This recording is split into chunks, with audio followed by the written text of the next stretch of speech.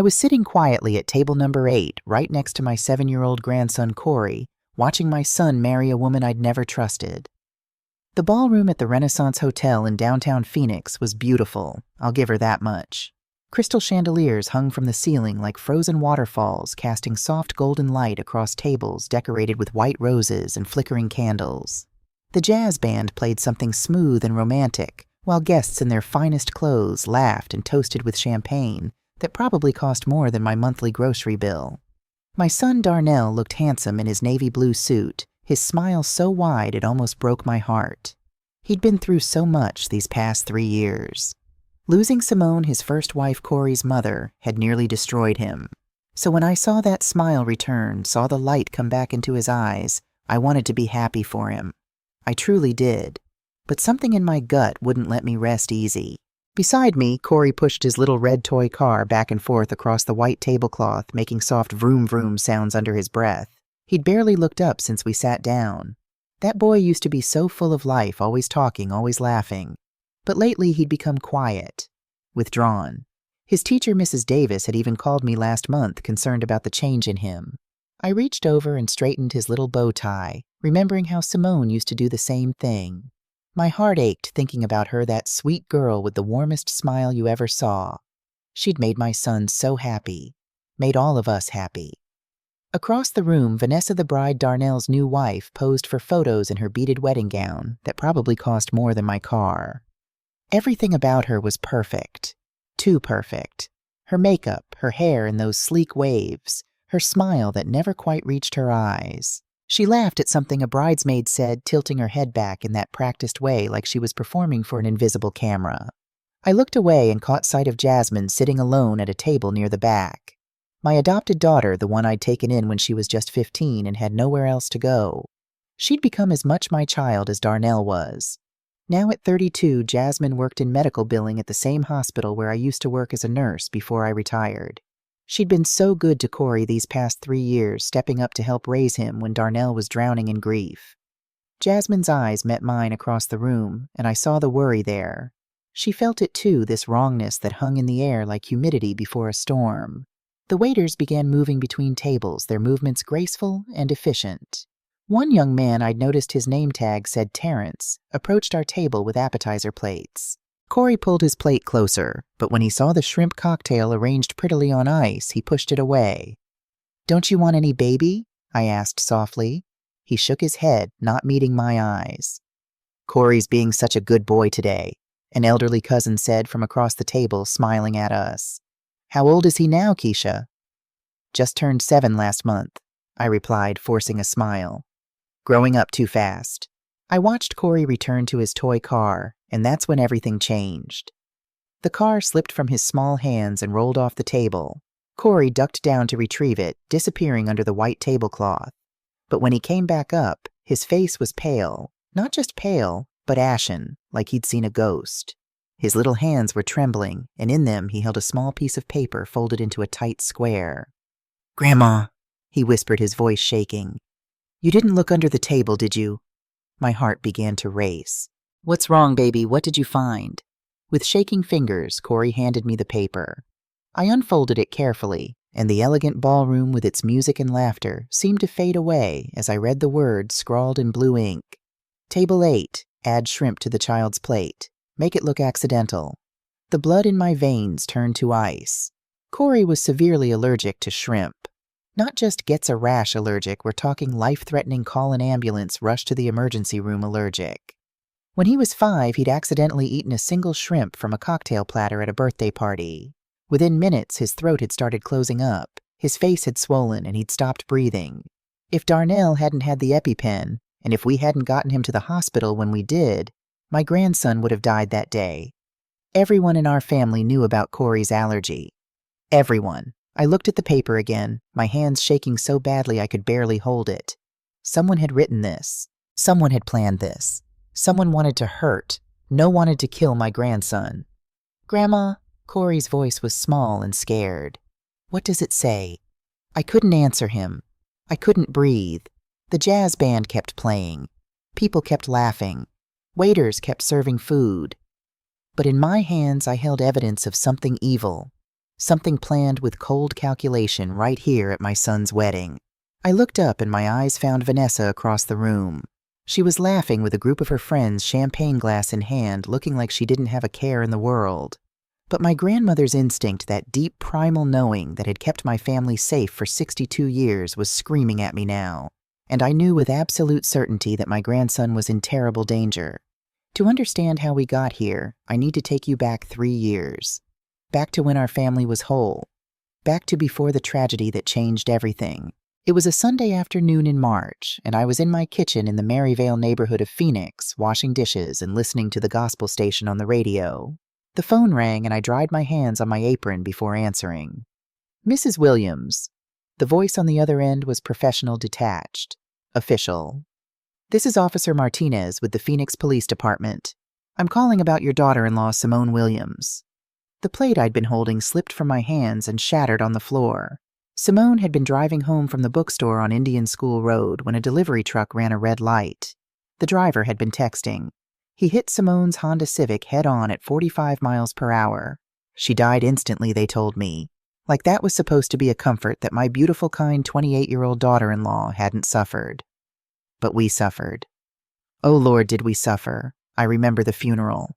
It rained that day, an unusual spring storm that came out of nowhere and poured down like the heavens themselves were crying for Simone. 4-year-old Corey sat in my lap during the service, confused about why Mommy was sleeping in that pretty box and wouldn't wake up. "Grandma, when is Mommy coming home?" he kept asking. I held him close, my own tears falling into his soft curls, and whispered, "She's in heaven now, baby. She's with the angels." But how do you explain death to a 4-year-old? How do you tell a child that his mother, who kissed him goodbye that morning and promised to bring home his favorite chocolate cookies, is never coming back? Darnell was devastated. My strong, capable son, who'd worked his way through college, who'd built a good career as a software engineer, collapsed like a building with its foundation ripped away. At the funeral, he stood in front of Simone's casket and sobbed so hard his whole body shook. I'd never seen him cry like that, not even when his father died 10 years earlier. After the funeral, Darnell threw himself into work. He'd leave the house before sunrise and come home after dark when Corey was already asleep. I understood what he was doing, running from the grief, trying to outwork the pain. But Corey needed his father, and Darnell was drowning too deep to reach up and grab the lifeline. So I stepped in. I'd already retired from my nursing job at St. Joseph's Hospital, so I had the time. Every morning I drove to Darnell's house in Glendale to get Corey ready for pre-K. I made his breakfast, usually Simone's recipe for blueberry pancakes, because they made him smile. I braided his hair, tied his shoes, and drove him to school. Every afternoon I picked him up and brought him back to my house where we'd do puzzles or read books or watch his favorite cartoons. At night I'd sit beside his bed until he fell asleep because the poor child was having nightmares. He'd wake up crying, calling for his mama, and I'd hold him until the tears stopped. "Tell me a story about Mommy," he'd say in that small, hopeful voice. And I would. I'd tell him about how Simone used to sing to him every night, about how she'd cut his sandwiches into funny shapes, about how she'd dance with him in the kitchen while dinner was cooking. I told him every good memory I could think of, trying to keep Simone's image alive in his young mind. Jasmine helped too. She'd come by after work at the hospital, bringing coloring books and crayons. She'd sit with Corey for hours, helping him draw pictures or teaching him simple words. She loved that boy like he was her own little brother. And she loved Darnell too, I'd known that for years. I'd watched her look at him since she was 16 years old, watched the way her face would light up when he came into a room. But Jasmine never said anything, never acted on it. She respected Simone too much, and later she respected Darnell's grief. What I didn't know then, what none of us knew, was that Simone had set up a life insurance policy for Corey shortly after he was born. $500,000. She'd been raised by a single mother who struggled financially, and she'd told Darnell she wanted to make sure Corey would be taken care of if anything ever happened to her. The beneficiary was Darnell as Corey's father and legal guardian. The money was meant to sit in a trust until Corey turned 18, ensuring he'd have funds for college and getting started in life. But there was something else I didn't know. Something buried in Arizona state law about marital property. If Darnell remarried, his new spouse would have legal rights to any assets acquired during the marriage, including insurance payouts, including money held in trust for a minor child if that child were to pass away before reaching adulthood. Looking back now with that horrible note clutched in my hand, I realized we'd painted a target on Corey's back the day Simone bought that policy. We'd just been too blind to see it. About 2 years after Simone's death, Darnell started living again. He began coming home at reasonable hours. He started playing with Corey on weekends. He even laughed sometimes, though it never quite sounded the same as before. Then one Saturday evening, he called and asked if he could bring someone to Sunday dinner. "Someone special," he'd said, and I could hear the nervousness in his voice. "Her name is Vanessa. I met her at a tech conference in San Diego. We've been seeing each other for a few months, and, well, I'd really like you to meet her mom."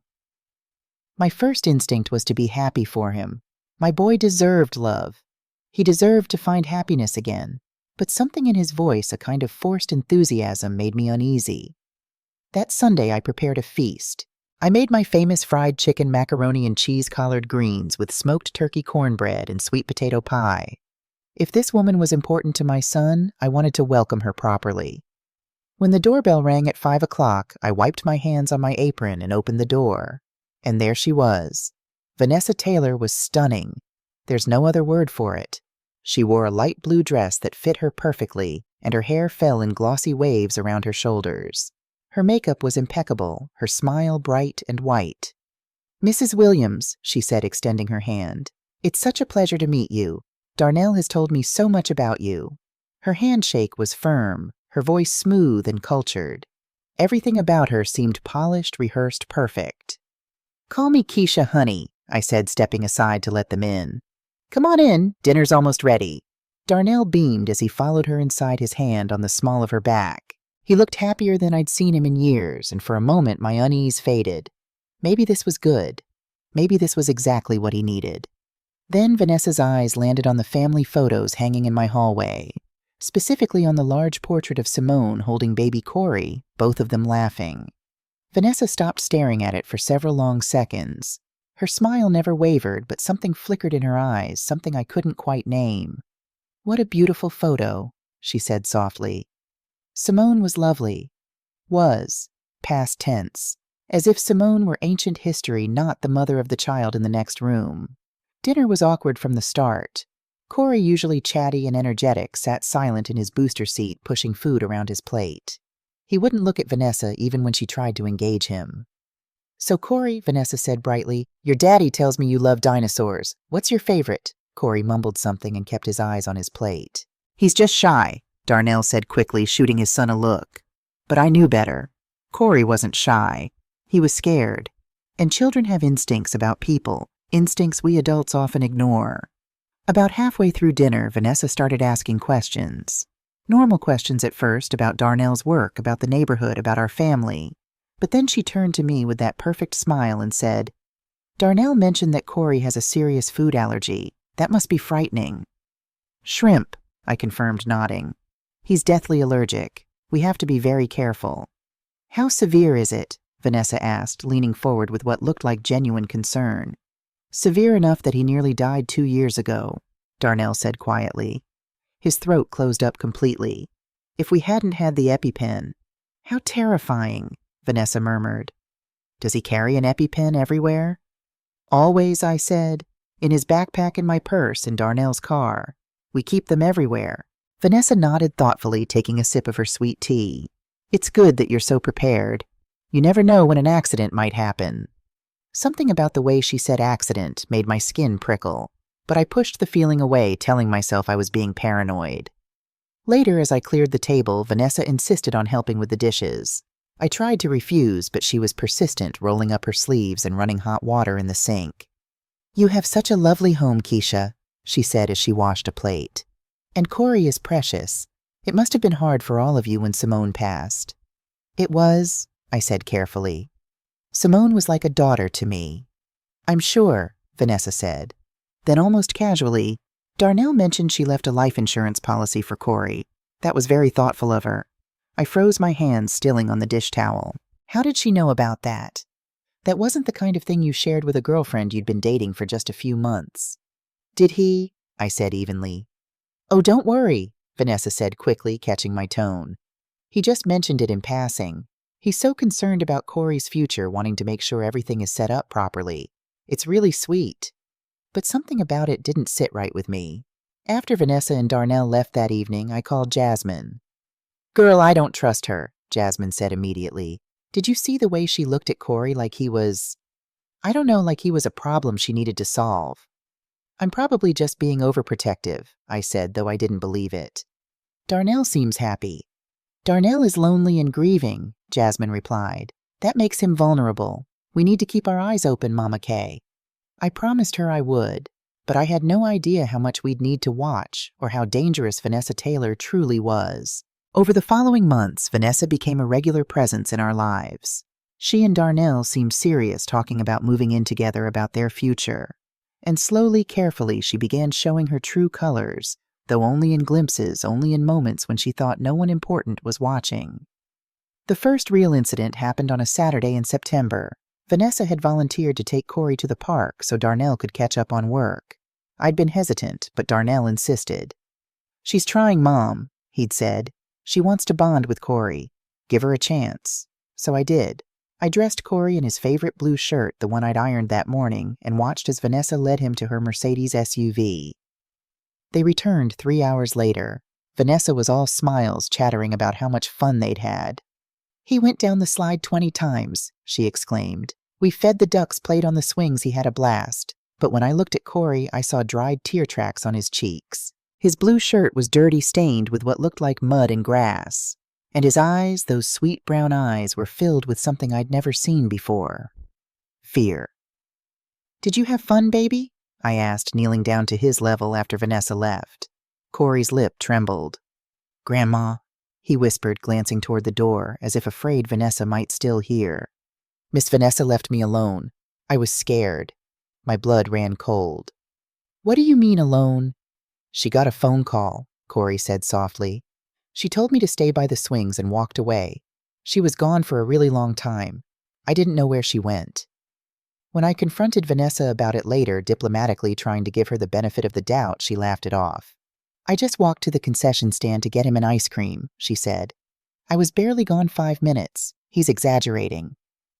But Corey didn't exaggerate, and 20 minutes was not 5 minutes. The second incident came a few weeks later.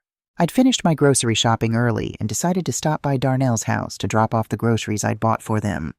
When I let myself in with my key, I heard voices from the living room. "Stop crying like a baby."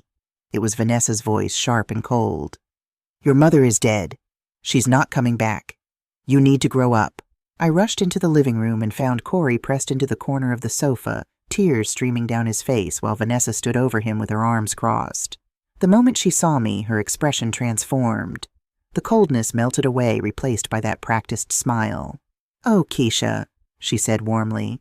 "I didn't hear you come in. Corey and I were just having a little talk, weren't we, sweetheart?" Corey didn't answer. He ran to me and buried his face in my stomach. "What's going on here?" I asked, my voice tight. "Nothing at all," Vanessa said lightly. He scraped his knee outside and got upset. I was just trying to help him be brave. But I'd heard what I'd heard, and the fear in Corey's eyes told me everything I needed to know. The final red flag came from Mrs. Patricia Davis, Corey's first-grade teacher. She called me on a Tuesday afternoon in October. "Mrs. Williams," she said, her voice heavy with concern. "I wanted to talk to you about Corey. He's changed quite a bit this year. He used to be one of my most enthusiastic students, but lately he's been very withdrawn. He doesn't participate in class anymore, and he sits alone at recess." My heart sank. "Has something happened at school?" "Not that I'm aware of," Mrs. Davis said. "But yesterday he drew a picture in art class that concerned me. It was a woman with long dark hair and red eyes, and underneath he wrote, 'She scares me.' When I asked him about it, he wouldn't say anything more." That evening I called Jasmine and told her everything. "That's it," Jasmine said firmly. "I'm going to find out who this woman really is." And find out she did. Within 2 weeks, Jasmine had hired a private investigator and uncovered Vanessa's history. What we learned made my blood run cold. Vanessa had been married twice before. Her first husband, Richard Morgan, had died in 2018, fell down the stairs in their Las Vegas home. Vanessa had been the only one present. She'd inherited $200,000 from his life insurance policy plus their house. Her second husband, Anthony Brooks, had divorced her in 2020. In the divorce filing, Anthony had used words like manipulation, gaslighting, and financial abuse. He'd lost 60% of his assets in the settlement. And in 2019, Vanessa had been investigated, though not charged for insurance fraud after filing a suspicious claim for $50,000 worth of stolen jewelry. When Jasmine brought me the file from the private investigator, we sat at my kitchen table in silence, the weight of what we'd discovered settling over us like a shroud. "We have to tell Darnell," Jasmine said. We did. We showed him everything. But Darnell, blinded by loneliness and what he thought was love, refused to believe it. "This is ridiculous," he'd shouted. "You're both jealous. Vanessa has been nothing but kind and loving. I don't know why you can't be happy for me." He'd left my house angry, and Vanessa had moved in with him the next week. 3 months later, he proposed. And now here I sat at their wedding reception holding a note that confirmed our worst fears. Vanessa wasn't just a gold digger or a manipulator. She was trying to murder my grandson. 2 weeks before the wedding, something happened that I wouldn't learn about until much later. But it's important to understand how carefully Vanessa had planned everything, how coldly she'd calculated every move. Brianna Taylor, Vanessa's younger sister, was 19 years old, a nursing student at Arizona State University. She was nothing like her older sister. Where Vanessa was polished and calculating, Brianna was shy and uncertain. She'd been struggling to pay for school, working 2 part-time jobs while trying to keep her grades up. That Tuesday evening, Vanessa called Brianna to her luxury apartment in Scottsdale. Brianna thought they were meeting to discuss bridesmaid duties. Instead, Vanessa opened her laptop and turned it toward her sister. On the screen was a grainy security footage from the hospital where Brianna did her clinical rotations. It showed Brianna slipping prescription painkillers into her pocket when she thought no one was watching. "How did you—" Brianna had gasped, her face draining of color. "I've been watching you, little sister," Vanessa said coldly. "You're stealing pills to sell them, aren't you? Trying to pay off those student loans?" Brianna's hands shook. If that video got out, she'd be expelled from nursing school. She'd face criminal charges.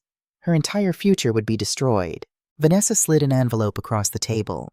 "Here's what you're going to do. At the wedding reception, you'll give this note to a waiter named Terrence Johnson. Tell him it's from the wedding planner. Don't read it. Don't ask questions. Do exactly as I say, and this video disappears forever." Brianna had wanted to refuse. She'd wanted to stand up to her sister the way she'd never been able to before. But fear is a powerful thing, and Vanessa knew exactly how to wield it.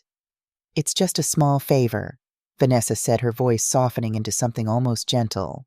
"Nothing bad, I promise. Just a note to make sure the service runs smoothly. You'll do this for me, won't you?" Brianna took the envelope with trembling hands and left without saying another word.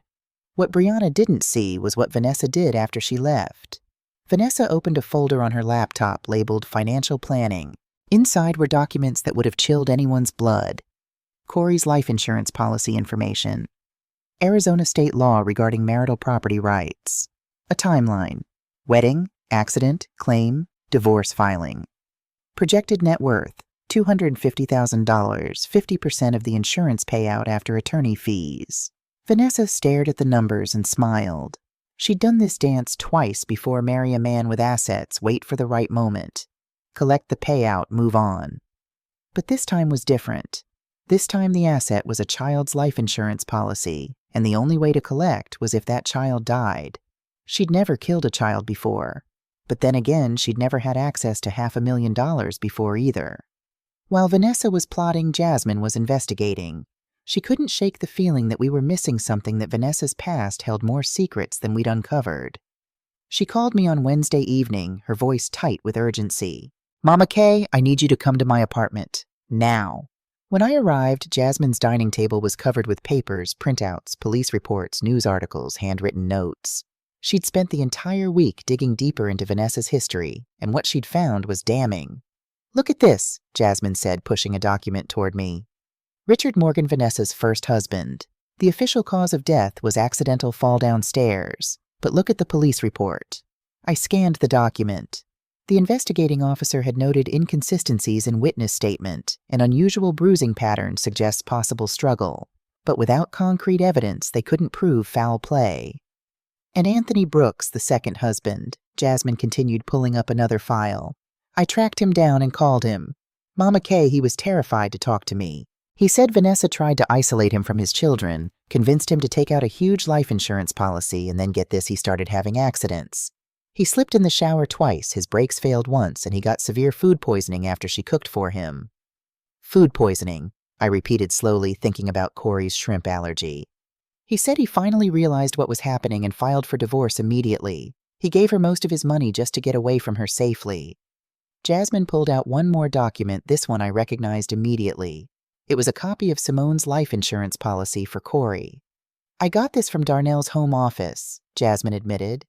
I know I shouldn't have, but I had to. Look at the beneficiary structure. I read it carefully.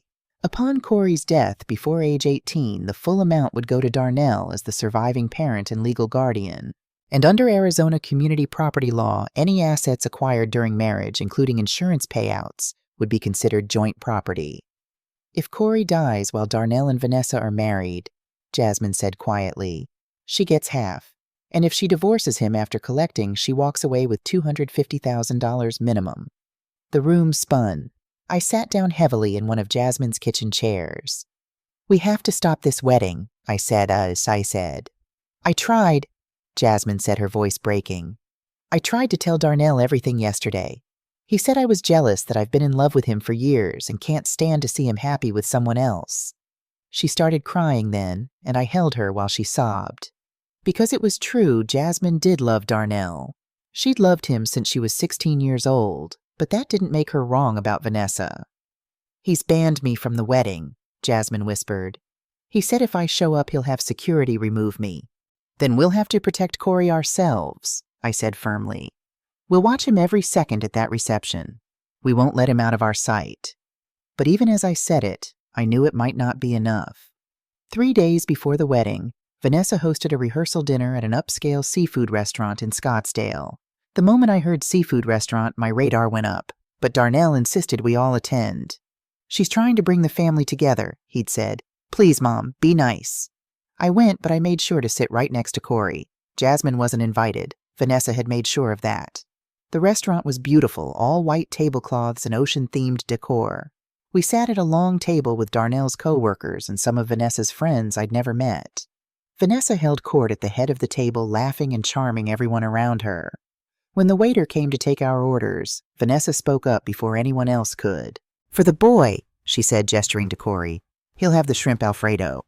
My heart stopped. Darnell's head whipped around. No, he said sharply. Corey can't have shrimp. He's severely allergic. He'll have the chicken tenders.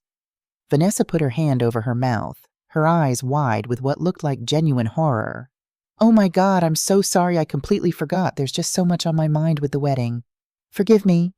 She reached across the table and squeezed Darnell's hand. I would never intentionally put Corey in danger. You know that, right? Darnell softened immediately. Of course, it's fine. Just a mistake. But I'd seen it just for a fraction of a second before she put on her horrified expression. I'd seen the flash of disappointment in her eyes, the frustration. That wasn't forgetfulness. That was a test run. After dinner, I followed Vanessa to the ladies' room. I needed to confront her to let her know that I was watching. Vanessa, I said as she was washing her hands, that wasn't a mistake, was it? She looked at me in the mirror, and for just a moment, the mask dropped. Her eyes were cold and hard. I don't know what you're talking about, Keisha. Stay away from my grandson, I said quietly. I know what you are. Vanessa turned off the water and dried her hands slowly, deliberately. Then she smiled, not the practiced perfect smile she showed everyone else, but something cruel. You don't know anything, she said softly. And even if you did, Darnell would never believe you. He loves me. He chose me, not Jasmine, not you, me. And after we're married, I'll be part of this family whether you like it or not. She walked past me, her shoulder deliberately bumping mine. At the door, she paused. Accidents happen all the time, Keisha, especially to children. You should know that you were a nurse. Sometimes, despite everyone's best efforts, tragedies just occur. She left me standing there, my hands shaking with rage and fear. That night I called Jasmine. She's going to do something at the wedding, I said. I know it. We need to be ready. The morning of the wedding, I woke up at 5 a.m. with a sense of dread sitting like a stone in my stomach. I'd barely slept, running through scenarios in my mind, trying to figure out how Vanessa might strike. I packed my purse carefully, Corey's EpiPen, my cell phone, fully charged, a small notebook and pen. I dressed in my lavender mother-of-the-groom dress and called Jasmine. "I'm going," she said before I could speak. "I don't care if I'm banned. I'll sit in the back, I'll hide if I have to, but I'm not leaving Corey unprotected." "Good," I said, "because I'm going to need you." We made a plan I would sit with Corey at table 8 during the reception. Jasmine would position herself where she could watch the waiters and kitchen staff. We would inspect every plate of food before it got to Corey. We wouldn't let him eat anything we hadn't personally verified was safe. The ceremony was beautiful, I'll give Vanessa that. She looked stunning in her beaded gown as she walked down the aisle. Darnell's face when he saw her filled with such love and hope broke my heart, because I knew what we knew, and I knew he was marrying a monster. During the vows, I looked at Corey sitting beside me in his little suit. He was so quiet, so still. Not like a child at a celebration, but like a child waiting for something bad to happen. "You okay, baby?" I whispered. He looked up at me with those big brown eyes, Simone's eyes, and whispered back, "I don't like her, Grandma." "I know," I said softly. "But Grandma's here. I won't let anything happen to you." He leaned against me and I put my arm around him, holding him close while his father married a woman who wanted him dead. And that's how we ended up here at table 8 with that damn note in my hands. I looked around the ballroom, my mind racing. People were laughing, drinking, enjoying themselves. They had no idea that something evil had been set in motion right under their noses. I spotted Jasmine at her table in the back. I caught her eye and gave a small nod. She stood immediately and made her way toward us. "What's wrong?" she asked quietly as she reached our table. I showed her the note. Her face went pale. "We need to find out who delivered this," I said. "Now." I stood up, taking Corey's hand. "Come with Grandma, baby." "Where are we going?" he asked, his voice small. "To make sure you're safe." I headed toward the catering station where several waiters were preparing to bring out the main course. I spotted the young man I'd seen earlier, Terrence, according to his name tag. He was arranging plates on a large tray. "Excuse me," I said, my voice firm. "I need to speak with you." Terrence looked up, startled. "Yes, ma'am, is something wrong with your service?" I pulled out the note. "Did you receive this?" His eyes widened as he recognized the paper. "Yes, ma'am. A young lady gave it to me about 20 minutes ago. She said it was from the wedding planner's special instructions for table 8. "Which young lady?" I demanded. Terrence looked uncomfortable. He scanned the room and pointed. "Her, the one in the peach bridesmaid dress." I followed his finger and felt my stomach drop. He was pointing at Brianna, Vanessa's little sister. Everything clicked into place. Vanessa wouldn't dirty her own hands. She'd use someone else, someone who could be blamed if things went wrong. Someone she had leverage over. "Stay here," I told Jasmine. "Don't let Corey out of your sight." I marched across the ballroom toward Brianna. The girl was standing near the bar, and when she saw me approaching with the note in my hand, her face crumbled. "Mrs. S. Williams, outside," I said firmly. "Now." Brianna followed me into the hotel corridor, Jasmine close behind with Corey. The moment we were alone, Brianna burst into tears. "I'm so sorry," she sobbed. "I didn't know what was in the note. I swear she made me do it." "Who made you?" I demanded, though I already knew. "Vanessa." Brianna was shaking. "She has a video of me stealing medication from the hospital. She said if I didn't deliver that note, she'd turn me in. I'd go to jail. I'd lose everything." "Do you know what this note says?" I asked, holding it up. Brianna shook her head, mascara running down her cheeks. "It's instructions to add shrimp to Corey's food," I said quietly. "Corey, who is deathly allergic to shrimp. Your sister was trying to kill him." Brianna's legs gave out. She slid down the wall, sobbing. No, she wouldn't. She couldn't." "When did Vanessa ask you about Corey's allergy?" Jasmine asked sharply. Brianna looked up, her face a mask of horror as realization set in. "Last month. She asked me how severe it was. I told her it could kill him. I thought she just wanted to be careful." "She was planning this," I said, "and she was going to let you take the fall for it." Brianna covered her face with her hands, her whole body shaking. What do I do? What do I do?" I knelt down beside her, my voice firm but not unkind. "You're going to help us stop her, right now."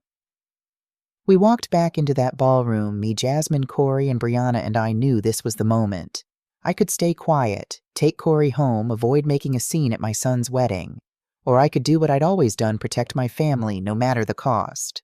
The jazz band was playing something smooth and romantic.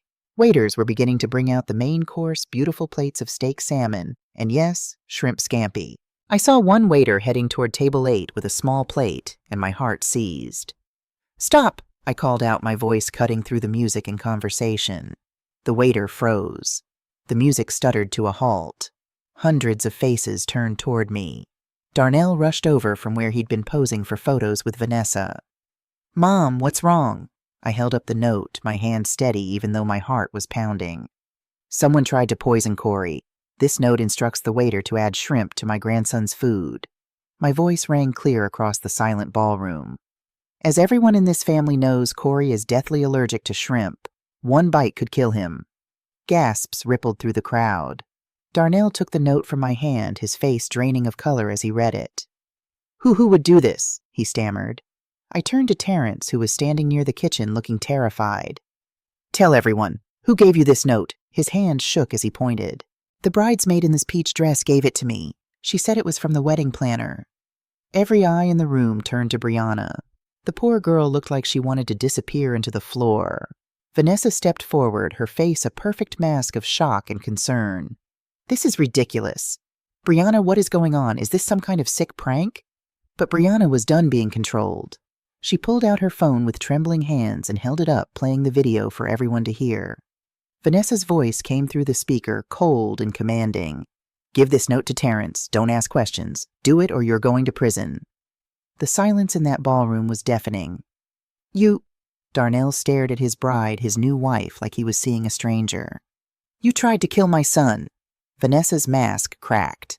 Just for a second, I saw the real her, the cold, calculating woman who'd married for money, who'd planned this for months, who'd been willing to murder a 7-year-old child. Then she forced a laugh. "This is absurd. They're setting me up." "No." Jasmine stepped forward, pulling out the folder of documents we'd gathered. "Your first husband died in a convenient fall. Your second husband barely escaped with his life. You marry for money, Vanessa. And Corey has a $500,000 life insurance policy from his mother." She threw the documents on the table in front of Darnell. "That's why she married you. That's why she's been asking about Corey's allergy. She was going to make it look like an accident, collect the insurance, and divorce you." Darnell sank into a chair, his hands shaking as he flipped through the documents. When he looked up at Vanessa, there were tears in his eyes. "You knew," he whispered, "about the insurance. About the allergy. You planned all of this." And that's when Vanessa's mask finally shattered completely. "Fine," she spat, her voice like venom. "Yes, I knew. That little brat is worth $500,000 dead, and you were too desperate and pathetic to see what was right in front of your face. You fell right into my trap." The cruelty in her voice made several guests gasp. One woman got up and left, shaking her head in disgust. Vanessa kept going like she couldn't stop now that she'd started. "Simone was an idiot for wasting that insurance on him. I would have made better use of it. And you, Darnell, you were never that great anyway. Just another lonely widower easy to manipulate." Darnell stood up, walked over to Corey, and dropped to his knees. He pulled his son into his arms, his shoulders shaking with sobs. "I'm sorry," he choked out. "I'm so sorry, buddy. I should have listened." Corey hugged his father tight, crying too. I pulled out my cell phone. "I called the police 20 minutes ago," I said calmly. "They should be here any moment." As if on cue, the ballroom doors opened. Detective Raymond Carter walked in with 2 uniformed officers. "Vanessa Taylor," he said, his voice official and cold. "You're under arrest for attempted murder conspiracy and child endangerment." Vanessa tried to run, but she was in a wedding dress and heels. The officers caught her before she made it 5 feet. As they put the handcuffs on her wrists, she turned and looked at me with pure hatred. "You ruined everything," she hissed. "No," I said quietly. "I saved my grandson. That's what grandmothers do." They led her away, her wedding dress trailing behind her like a broken dream. 6 months later, I sat in a courtroom and watched Vanessa get sentenced to 25 years in prison. The evidence had been overwhelming: the note, Brianna's testimony, the video, her pattern of behavior with previous husbands. When the judge asked if she had anything to say, Vanessa simply replied, "I regret that I failed." No remorse, no humanity, just cold calculation even at the end. But that's not the story I want to end with. The real story is what happened after. How Darnell went to therapy and learned to forgive himself. How Corey slowly started smiling again, started talking more, started being a kid again. How Brianna got help, cooperated with the police, and eventually finished nursing school. And how one Sunday afternoon, Darnell took Jasmine's hand at my kitchen table and said, "I've been blind for so long.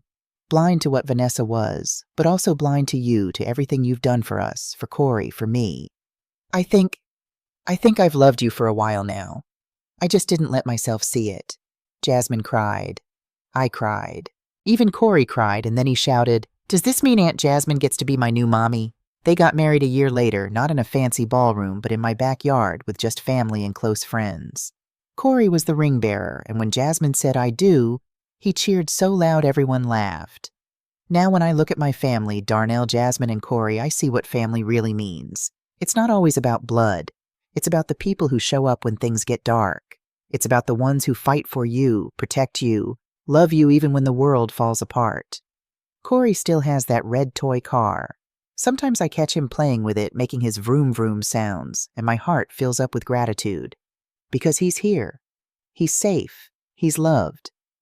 And that note under the table, I kept it locked in a safe deposit box.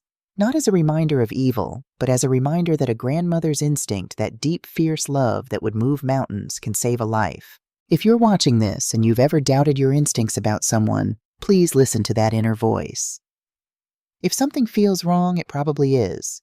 Trust yourself. Protect your family. Speak up even when it's hard.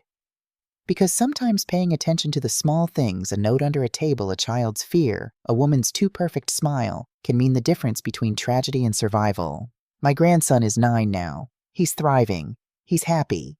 And every time I see him laugh, I thank God I looked under that table.